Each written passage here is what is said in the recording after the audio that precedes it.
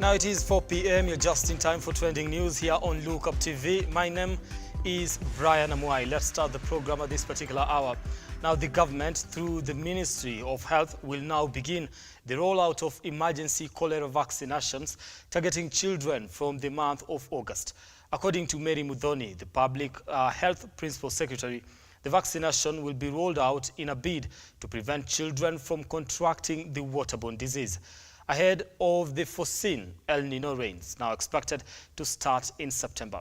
The PS has also called upon members of the public to observe high levels of hygiene. It was discovered that there's cholera in the country. That was around September last year, September to November. And because of the El Nino that has been announced, that may happen in the coming 1 month.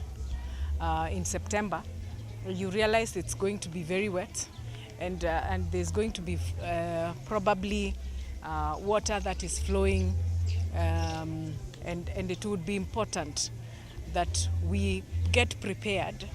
And in that line, we are having an oral campaign vaccination that is starting on the 3rd of August, to ensure that children who are 1 year and above are protected.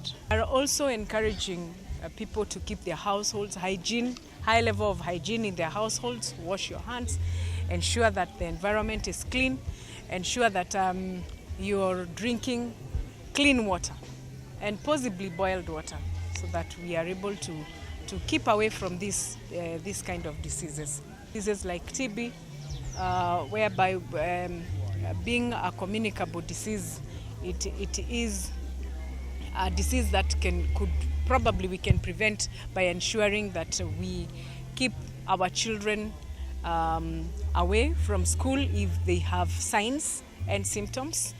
And it would also be important to note that 11% of TB cases in the country are on children below 15 years.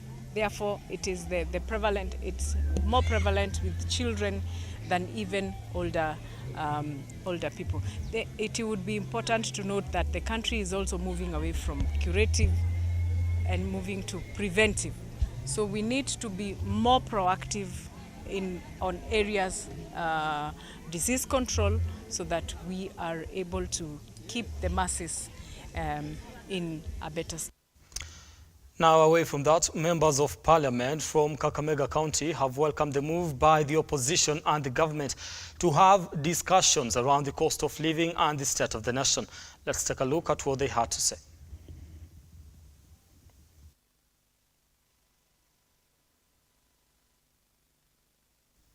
Wengi wetu tunaunga mkono mazungumzo hayo, lakini pia tunasema lazima sauti ya Mkenya kupitia kwa zile kura ambazo hupigwa wakati wa uchaguzi lazima ziheshimike.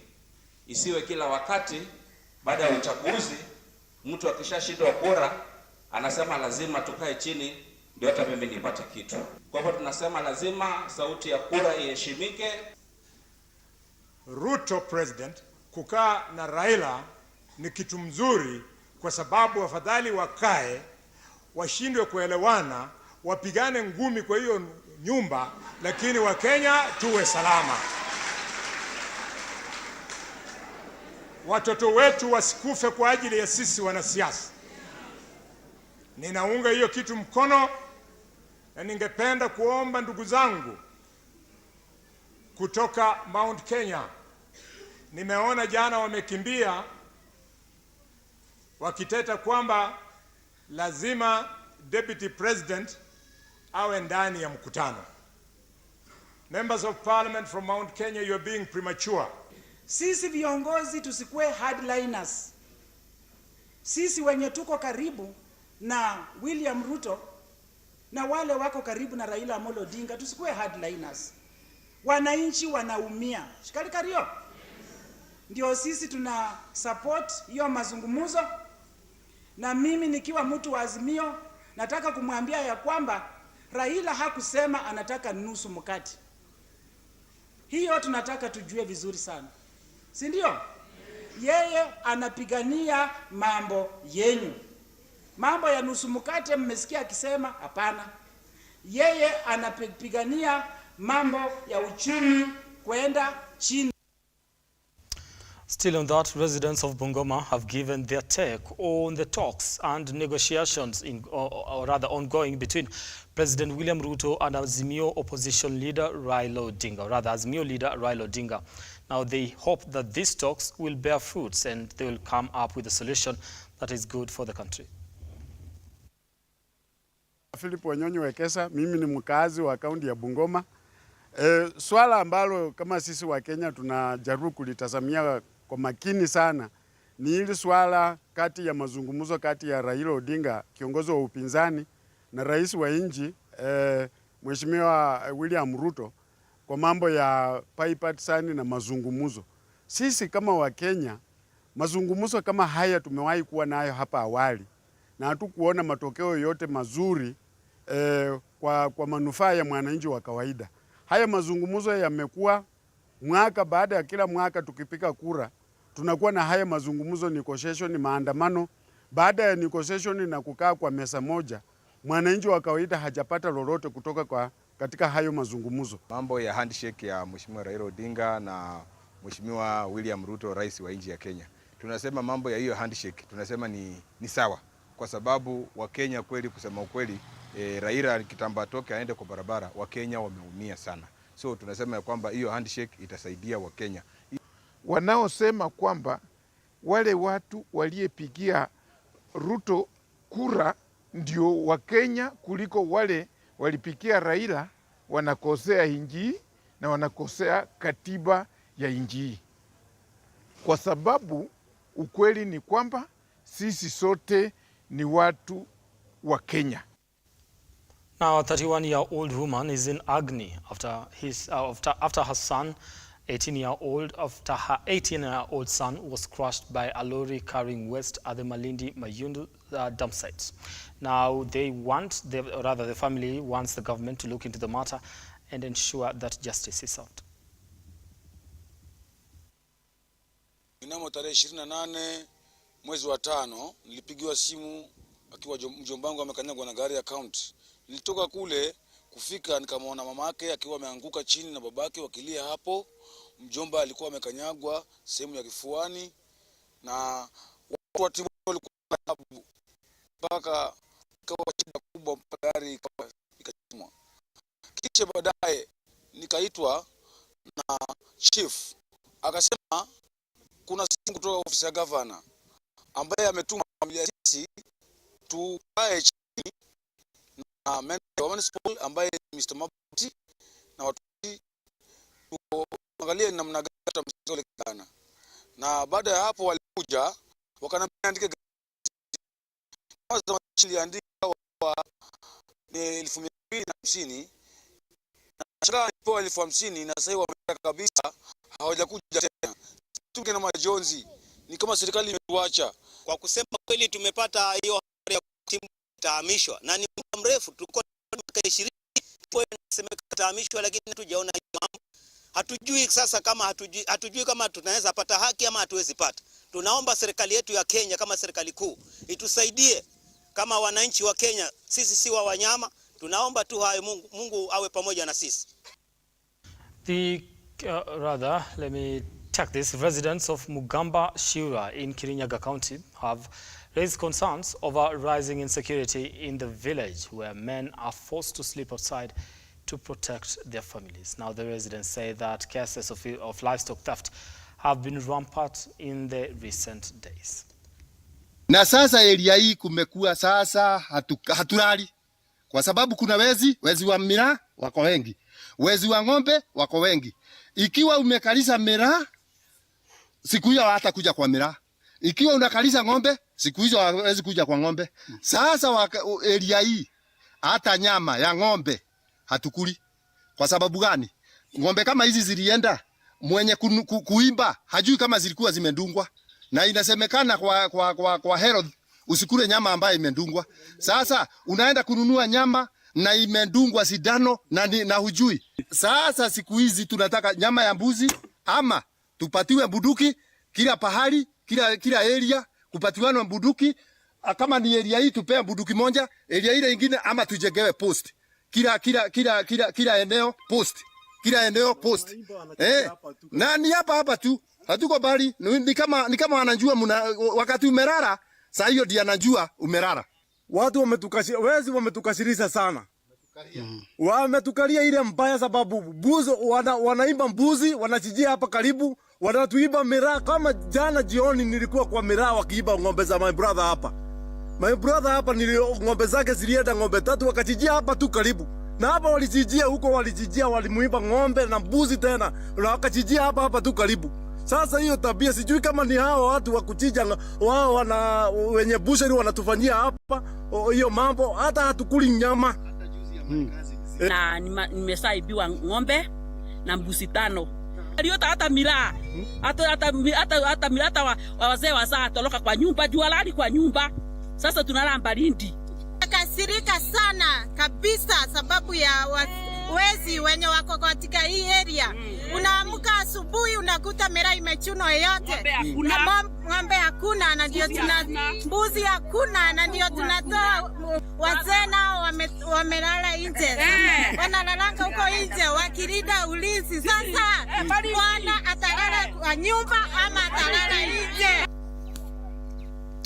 Now, the Kenya Union of Post-Primary Teachers (KUPPET) has decried an increase in teacher attacks by parents, where the angry parents have stormed 4 schools in the last 4 months. Embu Branch KUPPET Executive Secretary Jacob Karura warned that the behavior by some of the parents is uncalled for, saying they should use official channels to air their grievances. Kuna shida moja iko katika shule moja yetu hapa. Kama kuna shida katika shule, tafadhali tufuate vile utaratibu vile nitakikana. Mimi nimeletwa hapa na serikali usaidiane na mimi. Katika kila shule tuko na board of management ambao ndio manager kwa hiyo shule.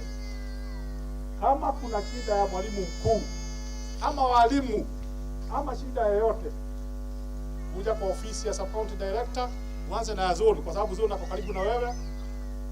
Ukipata hakuna usaidizi, unaweza kuja ofisi ya sub county director. Ukiona hakuna usaidizi kwa sub county director, unaweza kwenda kwa county director. Lakini usichukue sheria mikononi mwako. There should be no conflict between the community and the teachers. Hapana mchezo kwa mambo ya masomo.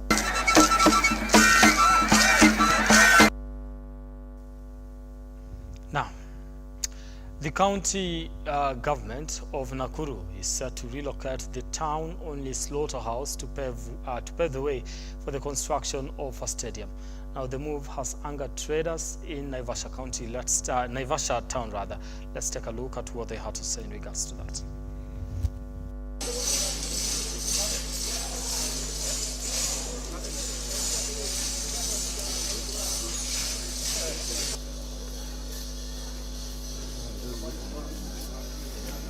Kulingana na pahali tumejengewa kijijio yetu juu ilikuwa imetolewa 5 acres. Na pahali tuko tungeomba watuwekee perimeter wall. Sisi hatubisani na wao na hiyo uwanja ya chini. Waleta hiyo stadium wanataka, hata itakuwa kubwa zaidi ya hiyo stadium walisema ya Nakuru. Maana hiyo stadium ya Nakuru hata iko kwa 23 acres. Na hii acres iko hapa ni side karibu 40 something. Kwa hivyo watu consider kama public, juu hii kijijio ni ya public, sio atini yetu tu peke yetu. Na huwa ina serve Naivasha more than 10,000 people. Sababu hoteli zote ambazo zimesigilia hapa Naivasha huwa zinatoa huduma ya nyama hapa. Tuna supply mpaka hapa prison, kwa sababu mimi ni supplier. Na NYS wakati kazi imetokea bado sisi yote tunachijia hapa na tunapeleka hiyo nyama.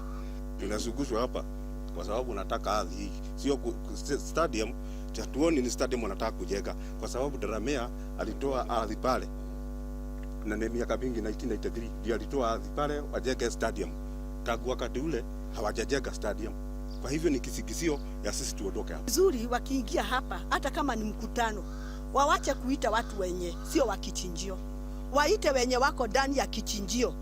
ili hata kama ni kamati wa kichinjio, tuko na wakubwa wa kichinjio wa county council, tuko na wakubwa wa kichinjio wa health wenye wanatuangalilianga nyama, tuko wana wakubwa wa kichinjio wenye wako ndani ya kichinjio, wakuje waulize watu wa kichinjio wenyewe shida ya kichinjio ni nini.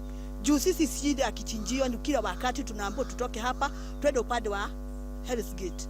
Upande wa Hell's Gate tunaweza enda, lakini kichinjio yetu ni ya hali ya juu kuliko hiyo yenye imejengwa Hell's Gate. Na kichinjio yetu iko na sewage. Ya Hell's Gate ni mashimo yenye inachimbwa ya kuweka hiyo uchafu.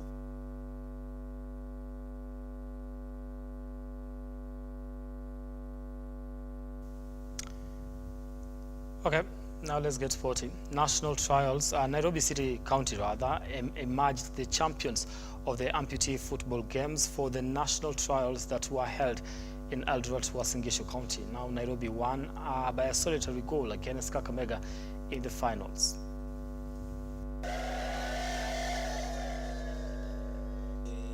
Game ya Kakamega na Nairobi County imekuwa tough sana, imekuwa ngumu sana.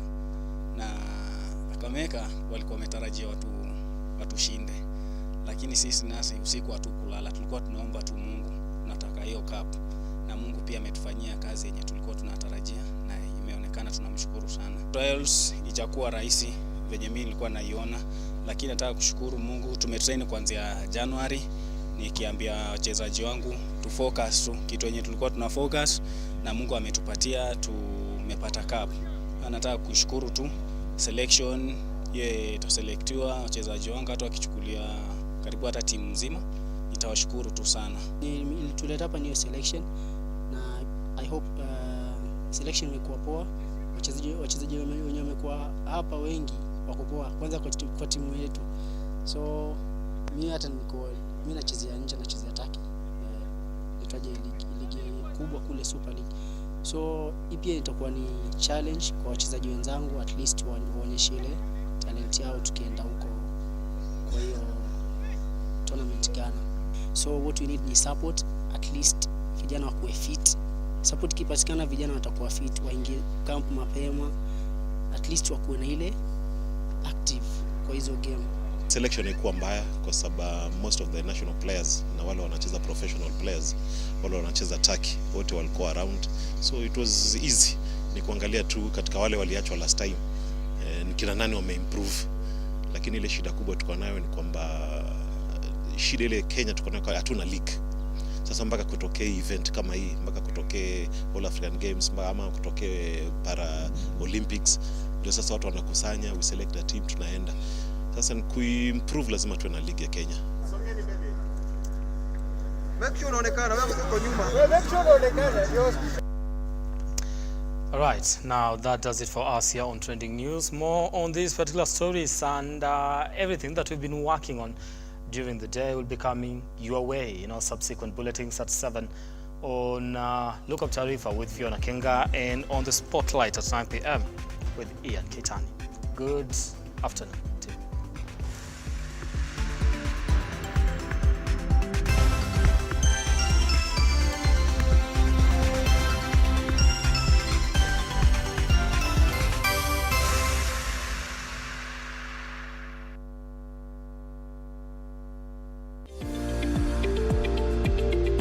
We value your feedback and welcome your complaints about our programming and operations. Feel free to get in touch with us through 0700 893 542 or send us an email to info@lookuptv.co.ke.